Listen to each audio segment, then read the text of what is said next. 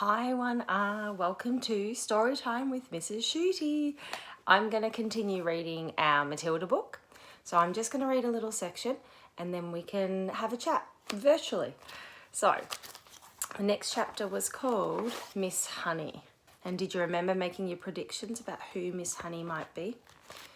Matilda was a little late in starting school. Most children begin primary school at 5 or even just before, but Matilda's parents, who weren't very concerned, one way or another, about their daughter's education, had forgotten to make the proper arrangements in advance.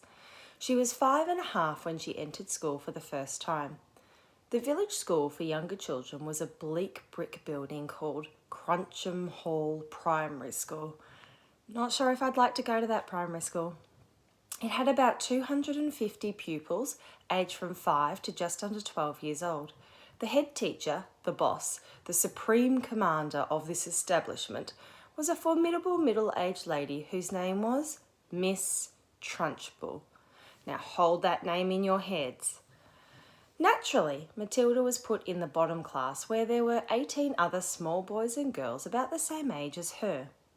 Their teacher was called Miss Honey, and she could not have been more than 23 or 24.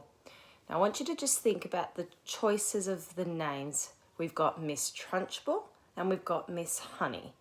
So what do you think the author was trying to do when creating those two names?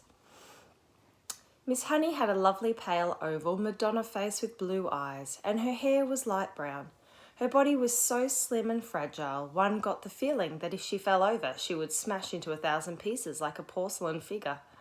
Miss Jennifer Honey was a mild and quiet person who never raised her voice and was seldom seen to smile, but there is no doubt she possessed that rare gift for being adored by every small child under her care. She seemed to understand totally the bewilderment and fear that so often overwhelm young children who, for the first time in their lives, are herded into a classroom and told to obey orders.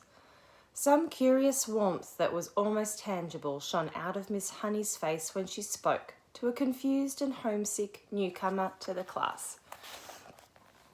Miss Trunchbull, the headmistress, was something else altogether. She was a gigantic holy terror, a fierce, tyrannical monster who frightened the life out of the pupils and teachers alike. There was an aura of menace about Let me reread that sentence. There was an aura of menace about her, even at a distance. See, when you make a mistake, reread it, and so you can check what the understanding is. There was an aura of menace about her, even at a distance, and when she came up close, you could almost feel the dangerous heat radiating from her as from a red-hot rod of metal. When she marched, Miss Trunchbull never walked. She always marched like a stormtrooper with long strides and arms a-swinging. When she marched along the corridor, you could actually hear her snorting as she went. And if a group of children happened to be in her path, she ploughed right on through them like a tank. Thank goodness we don't meet many people like her in this world, although they do exist. If you ever do, you should behave as if you were met by an enraged rhinoceros out in the bush. Climb up the nearest tree and stay there until it has gone away. Now I'm going to pause our reading there for today, and what I'd like you to do is I would like you to draw and describe Miss Trunchbull and Miss Honey. You could just label your picture. Remember, keywords, you don't have to write sentences, but I'd love you to have a think about, what might these characters look like?